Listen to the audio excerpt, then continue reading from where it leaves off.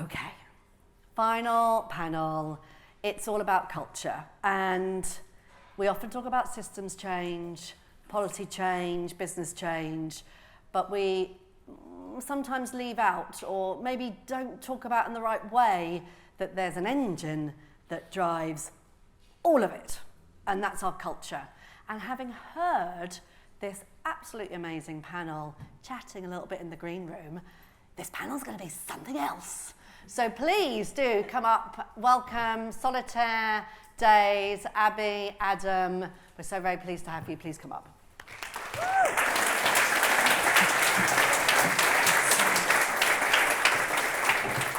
Thank you so much, Lucy. Thank you. Please come and join me on the sofa. And get the water, because Unilever is a very sustainable business, and so the air conditioning is not up high. That's my line, and I'm sticking to it. So, my name is Solitaire. My parents clearly had intention when they named me. And for the last 30 years, I have worked in sustainability. I've worked on big reports. I've written strategies for Google, for Unilever, for many others.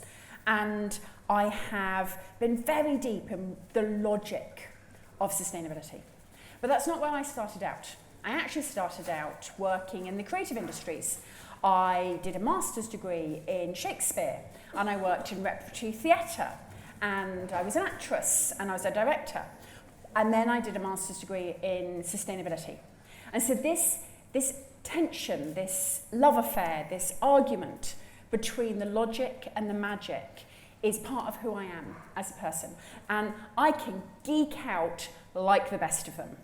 I can go down the SBTI, I can talk about parts per million, I can use the acronyms.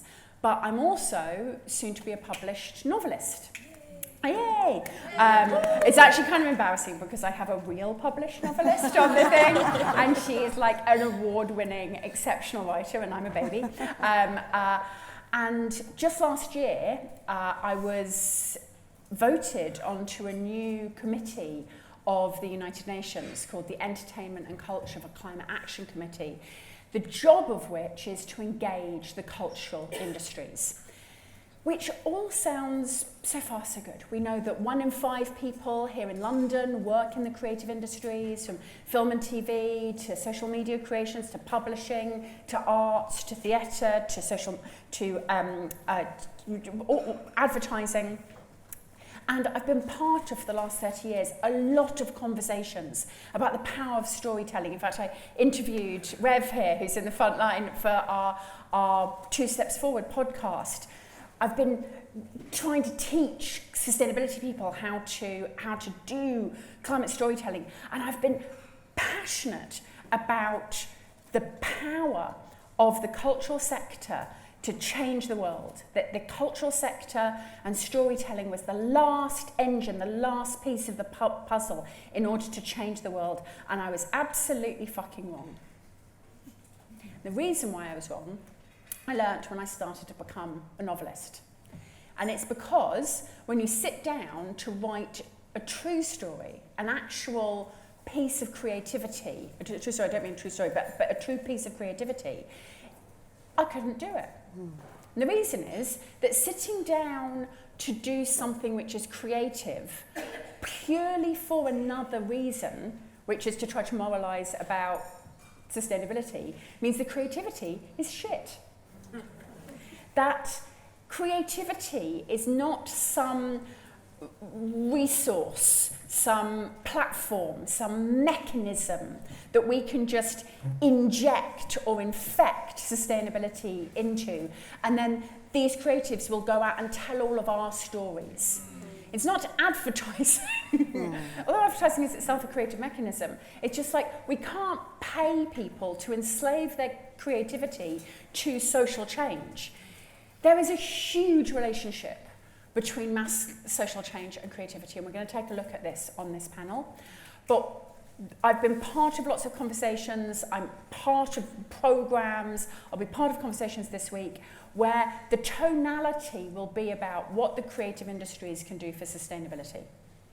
And I'd like this conversation to be a little bit more about what sustainability can do for creativity and how magic genuinely works and how subconscious works and how sometimes you have to take all of the, all the logic and throw it out in order to come up with the magic. Because we need to have a much, much, much richer conversation about the love affair and the fight that is between the magic and the logic, rather than seeing the magic as purely something in service of the logic. So a bit of a different conversation.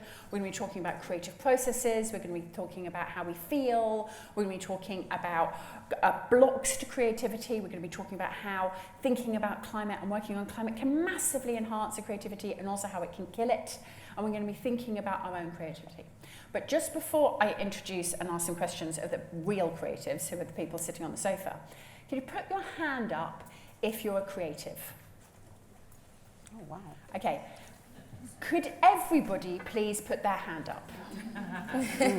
Could you put your hand up if you ever, keep your hand up, put your hand up if you ever drew a picture as a child. Put your hand up if you've ever sung a song with your friends. Put your hand up if you ever played a game with your dolls or with your action men. Put your hand up if you tell stories to yourself in your head. So, thank you. You can put your hands down now. That's the one thing which I just want to start with as we go into this conversation. There are people who are creative as their profession, and that is amazing. But that doesn't mean creativity only belongs to professionals. If every single child is born as a creative person, every single child invents, sings, dances, draws, tells stories, invents, imagines. Sometimes our education and our life can beat that out of us a bit, but it's still there deep down. So when we're talking about the creative process, the inventive process, please, if it's not your full-time job, don't consider yourself to be audience. Don't consider yourself to be the person who's watching creativity. You are creative too. All right, so that's my little pitch. Now I've got to remember how to open the iPad so that I can make sure that I get everybody's names correctly stated. So I'm going to come, so we've got Days Agahalan. Agaji. She told me what this was. Which multidisciplinary artist, an environmental justice consultant. Daisy and I have done a number of panels before about creativity, and in fact some of those panels and how you and I interacted and then how some other people interacted is actually what inspired this panel. Oh, nice. Because Daisy, the conversations we had about what creativity was helped me on my own journey. We have Abida, who is a novelist and the winner of the inaugural Climate Fiction Prize. So and her book is absolutely amazing. And at one point this afternoon, she's going to tell us how to buy that book. And we're all going to get our phones out and we're going to buy it at bookshop.org or Waterstones. She's already bought yours. And we have Adam Met, who is the Executive Director of Planet Reimagined and also the A in AJR. And basically, I have to take a photograph with him for my 13-year-old niece because he's super famous and can sing. Can sing, sorry. It's been a long day. So, what I'm gonna ask each of you first. Nothing about climate. I'd like you to talk a little bit about what your creative process is. You can talk about that in terms of what your emotional creative process is. You can talk about it in terms of what it looks like. Does it involve like sitting in your basement and not allowed out?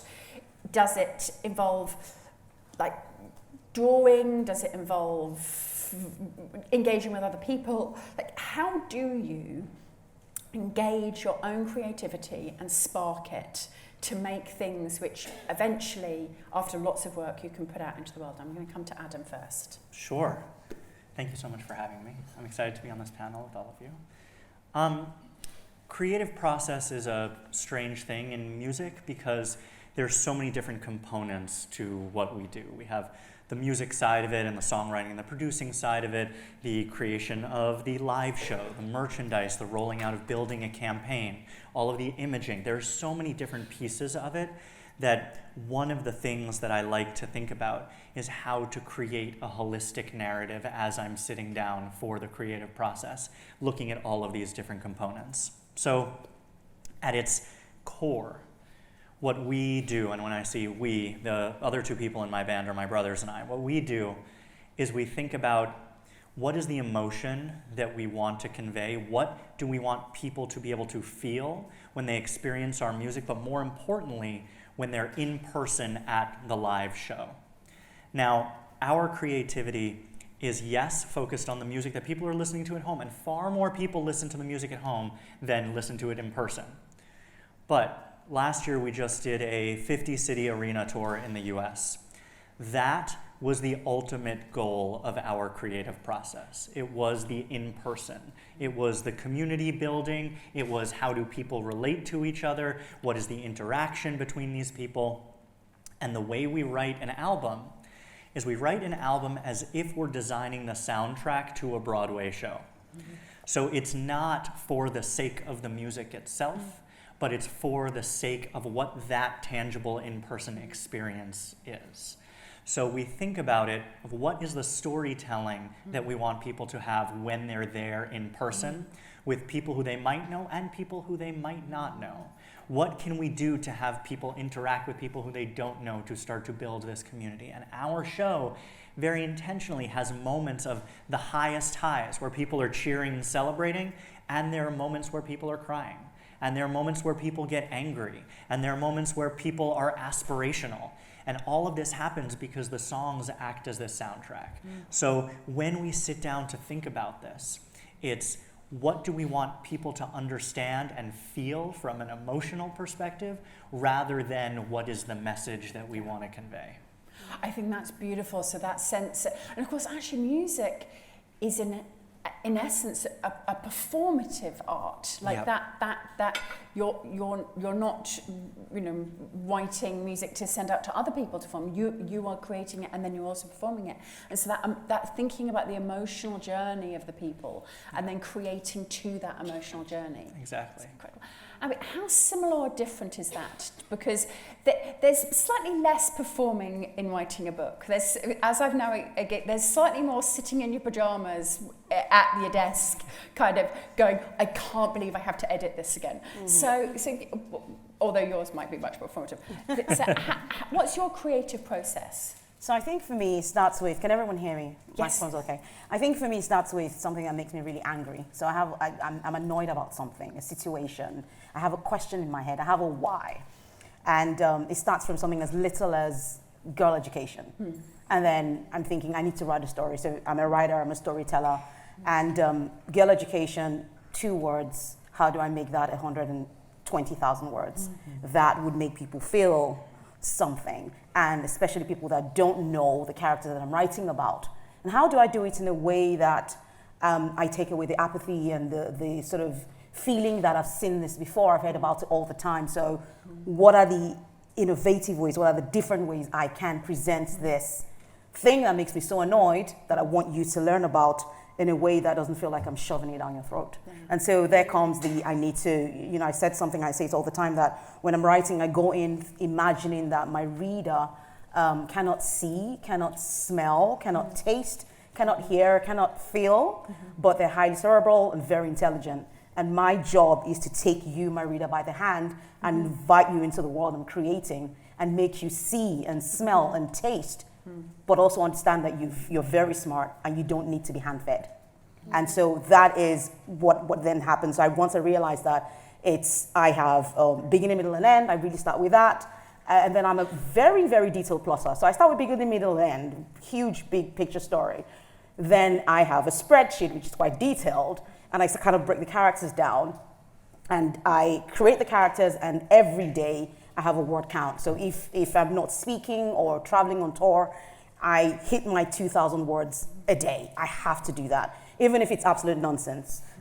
Because I feel a sense of achievement. I spent 15 years working in technology, so I feel like I have to have the same discipline that I did with working in the office. And it's really that. And so I've written 2,000 words for the day, and then later at night, I use Google Docs for a reason, because I can go to my phone and edit what I've written for the day. And then I do that every single day until I hit the end, and I always type the end. So if you're a writer here, do that, because it tells you that you can go have a nice meal and celebrate. then come back and start again. So I type the end, and I know that I've done the first draft, and then there's so many drafts after that. But it's really intense discipline. It's showing up every day, knowing that you're not going to be able to read my book until I actually write it. But also thinking about the reader. The reader is very important to me as well. So already we're beginning to get a bit of a theme here, which is around very conscious planning for an emotional journey. So rather than just sort of leaving the emotions to do what they want, to really think about that. And in the sustainability movement, we do a lot of planning for the information journey. We plot out the information, the education, the data, the facts that we want people to know. And we think about, and often a great deal of effort and thought going into how can we get this piece of information through to people. But we almost never use this very significant discipline of really thinking through that emotional journey in spreadsheets and working with your team and plotting that out very consciously. So Dave, you work on lots of different forms of creativity, and you're also a social media creator as well in sort of this new world of creativity. What's your creative process? Well, that's the thing. It's like, I think there's something about like shared values that I find really interesting about culture. Because a lot of the time you focus on the form of culture, whether it's the arts, whether it's visual arts, writing, etc. But underneath that, I always call it like the small C culture, which is the ways that we decide to live together and the values that we decide to share. And for me, as like a very unconventional artist, and I kind of explain that a little bit, because I'm not like, a visual artist. I don't write books, but I do things like, for example, like work in systems to try and figure out how do we co-design this to be a bit more, aligned with our values, or even with social media of how do you make a compelling enough narrative that can sit within the space of less than 100 words. So there's something about my process that it's about time that I give myself to really think about what is, the feeling that I would like to leave with people, but what is the value system I would like to leave with them too. And there's something about arts I find particularly interesting in the way that we consume it, of where we focus a lot on the actual form of art and not a lot on what do you want people to leave with when they leave the arts, and my work at the moment, one of the biggest things I do is I work with artists to try and co-learn in this collective called Hard Art, which was founded with Brian Eno, and we work together not just to create art, but to hang out, to learn together, to create a safety and community with each other. So my creative process looks very different from each of them, but I think the biggest part of it is values and what values would I like to install in people, and also giving myself the time to actually do that. Because a lot of the time it's like working to deadlines, at least in my work, and I find that actually is the biggest crush for my creativity, is not giving myself enough time to, take in the world, be informed by the world, be informed by what's going on. So there's something about that I find particularly interesting. I think that's wonderful. And that being able to, again, with the sense of values and that sense of commitment, one of the things which comes out from this, many things come out of this, but one of them is empathy. Because there's no way you can think about the emotional journey of your audience if you don't understand empathy. And it's one of the things why I'm unsurprised that so many artists and creatives and creative people are drawn to the issues and big topics, because if you're empathetic enough to be able to create art, you probably are noticing some of the crap that's happening in the world as well. It's a little bit difficult to keep that out of your process. So in terms of how do you maintain the empathy to be able to hold a stadium? How do you maintain the empathy through 100,000 words of being able to talk about things? How do you maintain the empathy? Because I think one of the things which we're finding in the sustainability movement is a lot of burnout. And I think we can learn from creative people. Yeah, everyone's going, Solly. Yeah, a lot of burnout. But we can learn from creative people who live in that very intense empathy and creative people have lived in that intense empathy for centuries. And to be fair enough, some of them burnt out, but lived in that creative, about how to be in that intense, empathetic emotion state in a way that remains productive and creative rather than self-eating. Actually, Dave, maybe come to you first on that. Yeah, I think there's many different ways that I do it. I feel like, especially as someone who facilitates a lot of people's art creation and working directly with artists, you end up like absorbing a lot of like the pain, the suffering, the difficult emotions. And for me, it's about one, like actually being in my body and reminding myself of what does it mean to be alive. And I think that that's one thing that I find really interesting in the sustainability, because my background is in grassroots activism, which is also another interesting way to view creativity, because the majority of people who are organising protests are actually theatre producers. So it's like the similar kind of skill set. But yeah, being in our bodies to be able to see how we can check in with ourselves and recognise that this is a really long-term thing that we're working on. This is, you know, a lifetime of work. So having time to like check in with ourselves and pace ourselves. And yeah, so that's one of my things that I deem as like the most important. But then also I've been very lucky to be held by so many amazing communities throughout my journey of being an activist and a curator, whether it's the work that I did at Earthrise, which is a media platform.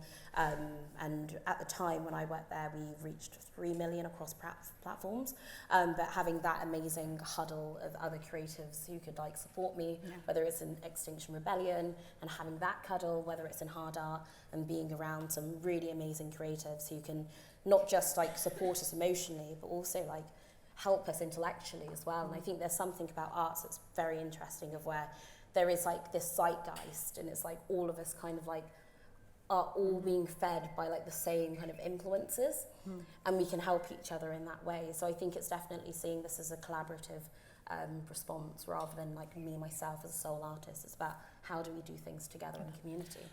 Being now part of a writers' community, one of the things which I've learnt is that they've been at it for longer in terms of community building, and understanding that you need a community of artists and creatives around you. You can't do this alone. The image of the lone creative off on their own is absolute crap. We actually need to be in contact. Yeah, Brian actually talks about this term called scenius, which is the genius of the scene.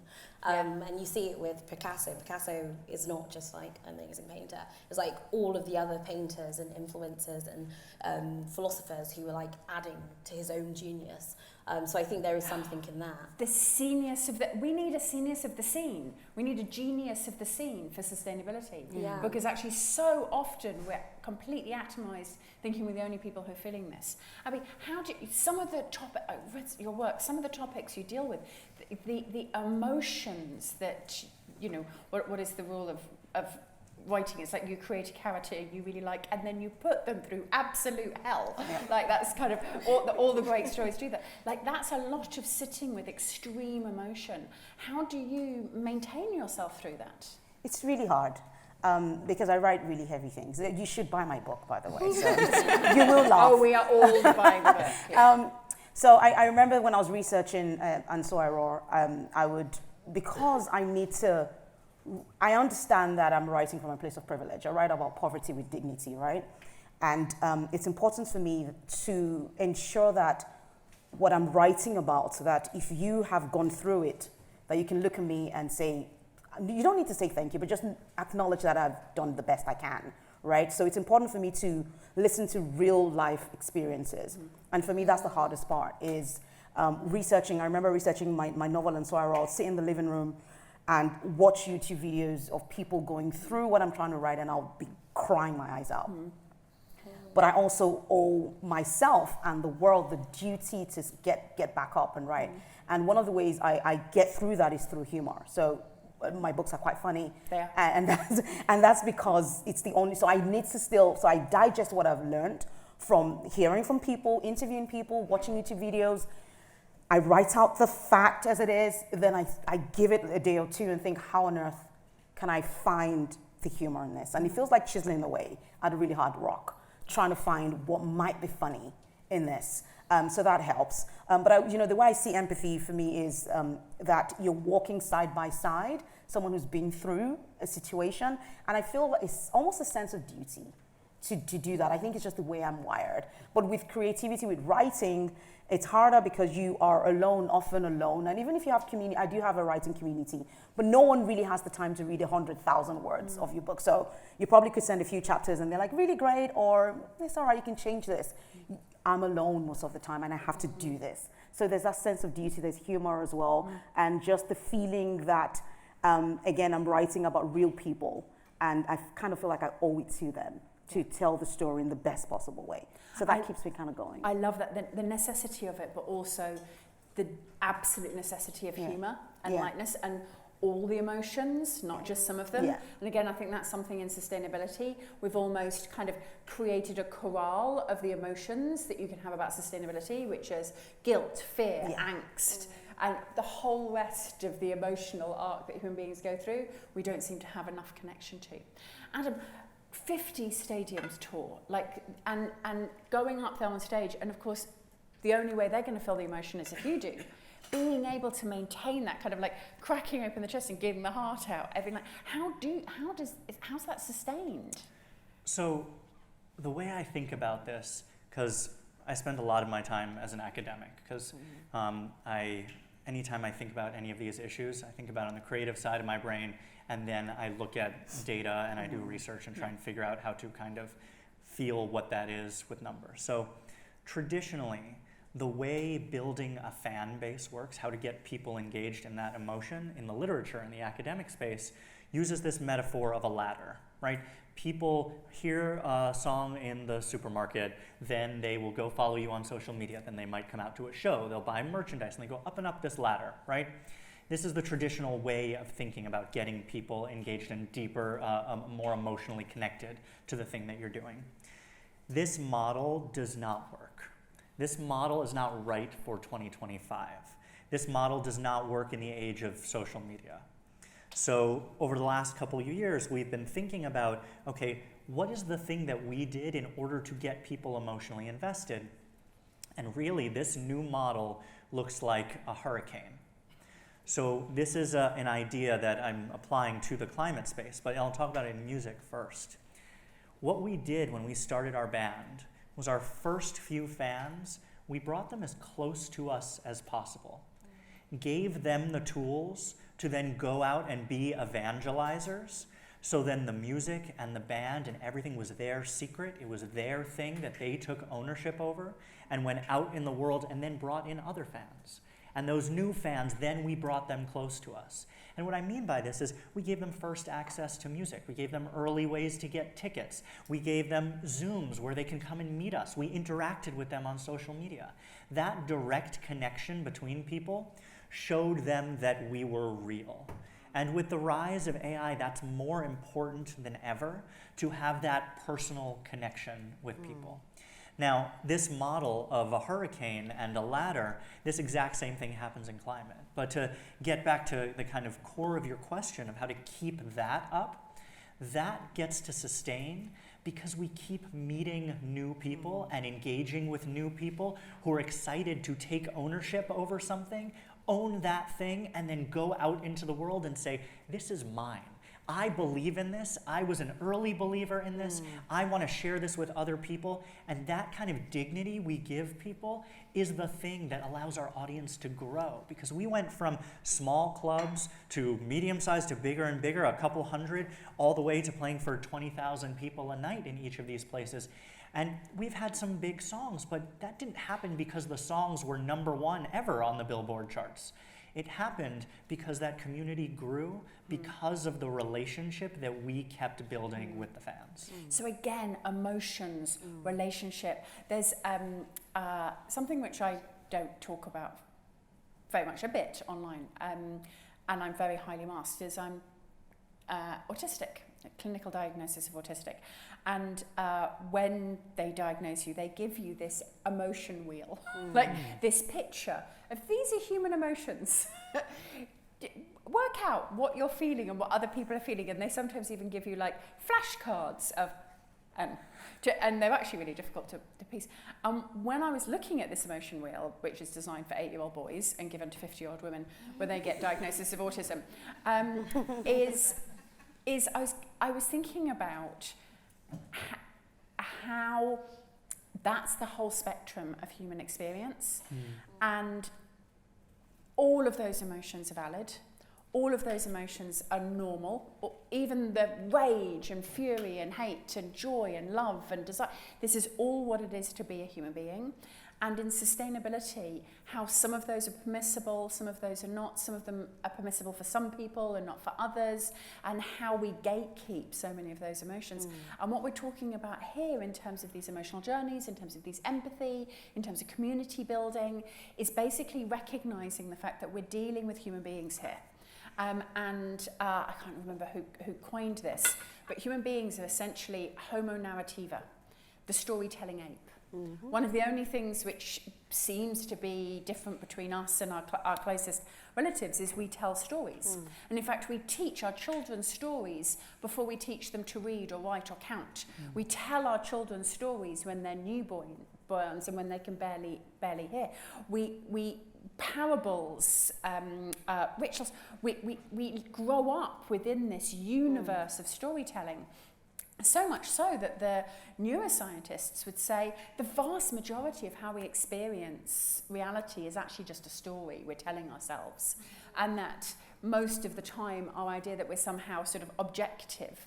And what creativity does, and my experience of it, is that it kind of gets rid of some of the stuff at the front of your brain and lets you experience that bit at the back of the brain, that subconscious, that part of us that every night you are a director, an actor, a novelist, a musician. Every night in your dreams, you are doing detailed storytelling.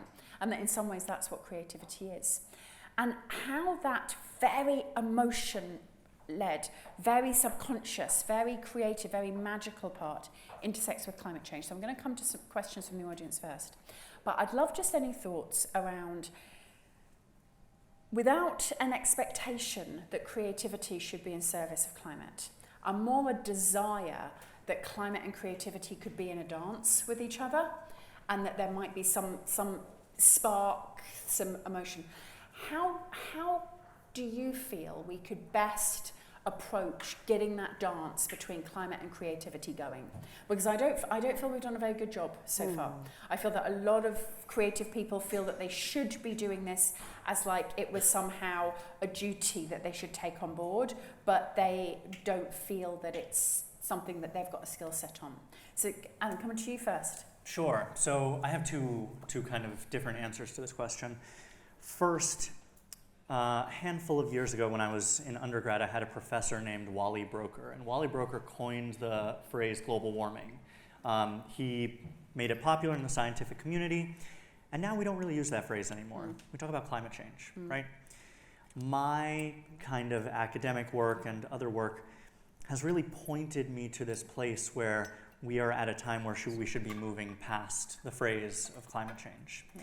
And we should be moving on to something that looks more like a new industrial revolution. Yeah. Something that is positive, something that's investable, something that's about the energy that we're using, the incredible new forms of transportation that we have, our new approaches to agriculture and waste, and moving away from that framing of climate change. Because what does 1.5 degrees mean to anybody?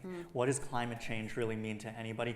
What does sustainability really mean to anybody? How is it personal? How is it an economic argument, a social argument? So first, on a storytelling perspective, that's one piece of it. That's like kind of my philosophy of how we should be thinking about it. Second, on the music side, in the 1970s, actually in 1970 itself, the Billboard Hot 100 chart, about 20% of the songs on the chart were protest songs. They were songs that were written to be social action songs, to get people to stand up and do something. That doesn't exist anymore in the same way. Since the 1970s, we had a lot of transitions in terms of genre, but a handful of years ago, there was a song that was a pivotal moment in terms of how we did storytelling in pop music. And that song was Mike Posner's song, I Took a Pill in Ibiza. Before that song, the majority of pop music that was on the radio and consumed was about parties and clubs and going out and enjoying yourself, Mike Posner opened the door to be able to tell a personal story about something that he went through that had mass adoption across all different types of radio formats all over the world. Some people might argue that this is not the first one, but for me, this was the first one that had that kind of mass acceptance. Now, people would say today that there's no protest music on the Billboard charts, and I completely disagree. I think there's protest music in a different way. There isn't a single song that is a protest song in the way we defined it in 1970. But everyone from Megan Thee Stallion to Billie Eilish all tells stories in their music in a way that is now permissible, which wasn't permissible 10 years ago. And these stories are about people's own personal experience, which inevitably reflects what is going on in the world. Now, we have a song called Inertia, and it's not a protest song. But this song, in the pre-chorus, has a line, "I was gonna save the planet, but today I've got plans." Yeah. That is literally the only reference to climate change in the song. Yeah. But that is something that we felt, and that was directly related to our experience. And that's something a lot of other people are feeling.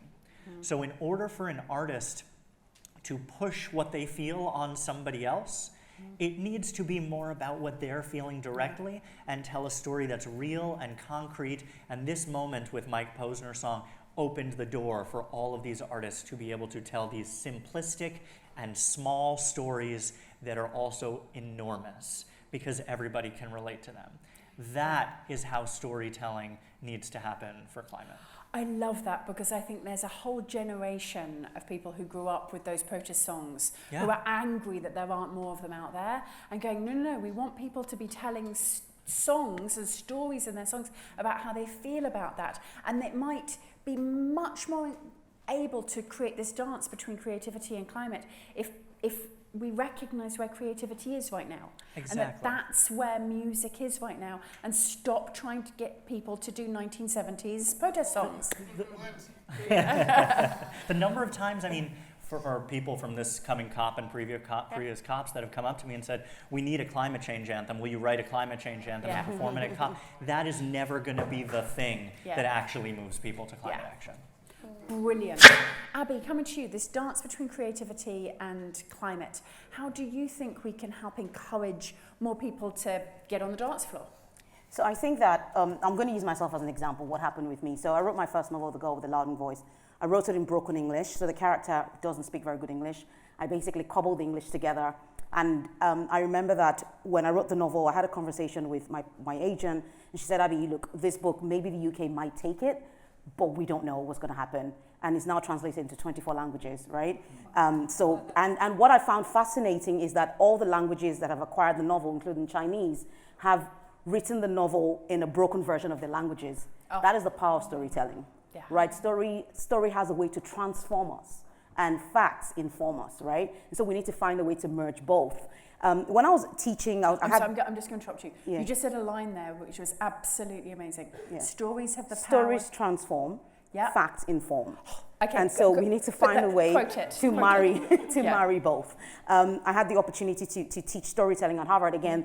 What can happen with storytelling from reading The Girl with the Loud Voice. And I came across this chart that really amazed me, and there was a picture of the brain. I don't know if anyone has seen that. It was the brain receiving facts and the brain receiving stories.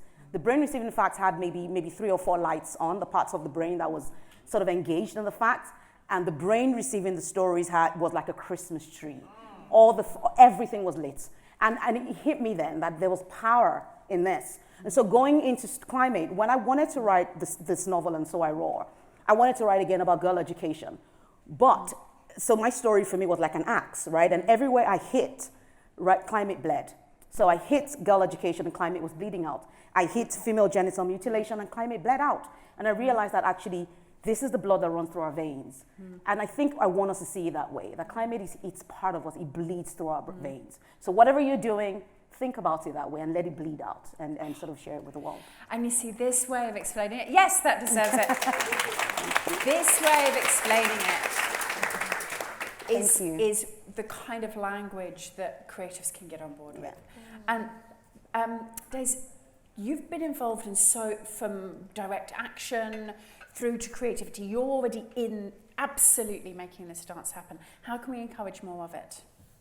Well, I think it's this kind of thing that people are picking off references from their life, and I think that's what I love the most about art. It's you're taking these experiences and almost using yourself as a conduit to birth these new stories. So I do think there's something about storytelling, but someone told me something very interesting the other day of where he talked about how we have all these stories, but it's kind of like a pearl necklace without a string, because we don't have a narrative that tells this larger vision of what could our world look like. And I think that's the most important thing, is that creativity can be used as a place of play, of where there is like safety in people exploring what could their future look like, especially in times that feel really unstable. So there's a quote that I'll leave us on with after following you, because you're amazing, which is about, it's a quote that basically says, like, instead of, if you want people to go to sea, you don't teach them how to build the boat, but you teach them how to yearn for the sea. And that's how you get the boat built. So I do think there's something about creativity and climate that could be that. Could we use creativity as this way to get people to yearn for more? I love this. And that links back to what Adam was saying about, I call it the solution century, or the industrial revolution, the new industrial revolution, but Or the counterculture. Or the counterculture, but all of which is quite left-brain thinking. So how do we viscerally turn that into something which is creative? I'm getting a sign that says we only have a couple more minutes. Chloe is a really lovely person, and she hates telling me that I don't have much time left over. But I'm going to squeeze in a couple of questions. Lovely. Let's down here at the front. Yeah, great. Should I... Yes, please, so that we can all hear. So I think I work for a UNEP organisation that builds climate change messaging into video games. And essentially one of the things that I think about quite a lot is this idea of kind of cultural imagination. You know, we work a lot in the game space with a lot of kind of dystopian tales, a lot of kind of end of the world questions. And so, kind of jumping off that question about empathy and how to protect yourself from the kind of things that are so painful and so hurtful to us, how do you kind of maintain that message of hope even as you're kind of doing that informing, I guess is my question. Great. I'm going to take one more question. So and do we have to? And how do we pull some of that in? So is there one more question that we want to take? No, everybody wants to hear the hope question. So this is something which I've been asked my whole career, which is how do we bring the hope? How do we bring the hope? How do we bring the hope? And there's a reason why an enormous amount of creativity is based on dystopias. It's because they're sexy. And like you can totally turn the world upside down and all the rules are old and you can kick all the old people out and it can just be young people or you can have people competing against each other. Sort of Stepford wife kind of perfect worlds aren't exciting unless you basically shake them up a little bit. And so one of the big problems with sort of hopeful, positive visions is they're really fucking dull. And so how do we bring in some of that positive, the joy, something like that. How do we bring in the positive, the joy, that sense of a vision, but in a way that's still got all of the emotions, because not just like a sort of warm glow, but as I'm saying, the tears, the hope, the anger. Just maybe some final thought. I can see. Come up with it, because that's the thing. I find dystopians like amazing. I love Margaret Atwood, but also dystopians like they don't have grit. They always like kind of curve around the difficulty of what's life. David Graeber always says dystopians, utopians don't actually talk about money because that's like so icky, and it's like the grit that's missing. So I do think that there's something about holding the grit of that we're living in a time that is actually really difficult, and we can hear that. But then also that doesn't necessarily mean that we can't have hope. And when I think of it, it's like Keats is also a large inspiration for me, but he talks about how the depths of suffering allows you to like open up to like the all-ness of love. And these two things have to coexist in order to work together. And that's how I keep my hope. It's like the fact that times are shit right now, but we can still have a really good time. And I just came off Charlie XCX and like dancing with my friends last weekend. And it's like we can still have these moments of like utter joy. So what could it look like when we actually sort these things out? That joy could even just go even more. So it's excitement for the future rather than fear of it. And spot on, and Abby, I think in and so I will. Like there's some shit goes down. Yeah. Like this is not it, but there is so much hope because there's human resilience and joy and humor. Absolutely. So I had an interview at the Hay Festival, and I heard this for the first time. It's called Through-topian. So writing through, right? Through, as opposed to dystopian. So my novel is set in 2015. It's happening. Everything I wrote about is happening here and now. It's not the future. And but I went in with that responsibility to have hope, right? I know I'm the author and I can create that, but it's through the resilience of the characters. It's through humor. It's through communities, through sharing and feeling each other's pain, right? And deciding, and even if it's a tiny, so there's a scene in my novel where the characters are waiting a really horrible judgment, and they decide to do like the Oprah Winfrey show. It's in the middle of a forest in the depth of Africa, right? And that's me thinking, how can I this is horrendous, this is happening to girls, but what can I do as the author to make it, put a little light? So I came up with this, right? And it's just really thinking a little bit around what you're trying to create, the messaging you're trying to give out there, and think, how can I find hope, and what does that look like, right? How can I make it imaginative and different, like the Oprah Winfrey show in the middle of a forest? Like, how does that make sense? But it does for the girls in the village, and it makes sense because they're 14-year-olds. So I think just thinking outside the box and thinking inside the box as well, and sort of bringing it all together. And by the way, that's a perfect moment for you to get your phone out and to Google and So I Will, and be ready to buy it on whichever your preferred platform is. No pressure. Loads of pressure. So coming to Adam, nobody goes to a concert to feel shit. Like, we go to have exactly what Days was explaining. We want to have that incredible experience of being with thousands of strangers and all dancing and singing at the same time. Yeah. So I think the idea of hope is something that accompanies you on a journey from one place to another. It's not the goal in and of itself, right? So I think hope is an important part of what we're talking about today, but only in contrast to where you are starting.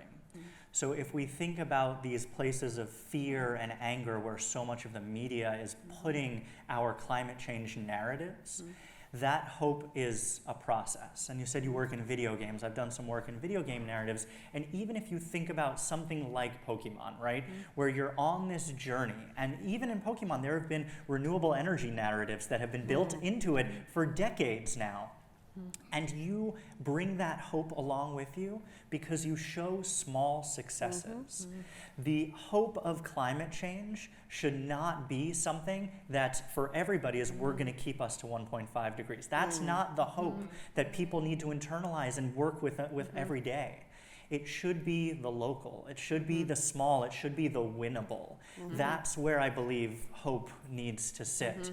Hope is not the opposite of fear and anger. It's that thing that you can take with you in order to help you get to the place of celebration and positivity and community and all of these other things. Love that. And I, when I started writing Godstorm, my novel, I wanted to write this super hopeful book. And I actually ended up realizing, where we are, we're not living in the dystopia. Lots of people seem to think we're living in the dystopia. We're not. We're actually living in one of the multiverses where everything's going for us. So I actually wrote what the alternative could be. We could be living in a world where lots of oil was being burnt, the planet was changing, the weather was changing, and we blamed Thor for it. We could have no climate science. Or we could live in a world where we were very aware that burning oil was creating these problems, but there was no alternative, no renewable energy. So the only alternative would be to de-develop. So I invented a world where the Romans invented the combustion engine and have been burning oil for 1,000 years longer than we did. So I wrote The Bad Place. And even in an actual world that doesn't have any of our advantages, I still managed to find hope. Admittedly, quite a lot of it was about my main character, who is a female gladiator beating crap out of oil execs. But that's just a certain amount of wish fulfillment on my part. She snugs a few of them as well. So I'm going to close this panel out now. I've lost Gaia. I'm going to close this panel out now with an enormous thanks. A piece of research that was done by one of Futera's partners, BE Works, did a big survey of the most creative people, and there's lots of scores of how creative you are, how relevant those are, you know, how many solutions you can come up with to a problem, how many uses for an orange you can invent. And there's a way that we score people's creativity. They then also plotted how optimistic those people were about our ability to save the world. And what they found was the most creative people in terms of this score are the most optimistic as well. And they asked them why. And it turned out these creative people were able to imagine the very, very, very worst that could happen in society because they had the imaginative creative ability to do so, but they could also imagine the very, very, very best. Because we've talked a lot about creativity, but of course, imagination. These three are some of the most imaginative people, that they think about multiple different ways, that Abby probably throws away whole books that are better than anything I will ever read, because just that creativity is there. So please, if you take nothing else away from this panel, take away the fact that you're a creative person, that all of the emotions are appropriate within climate change, and that we have to think and plot and curate the emotional journey that people go through, the emotional part of this, as much as we do the informational. So let's put that logic and that magic together. Thank you so much for joining us here. Thank you to Dave, thank you to Abby, thank you to Adam.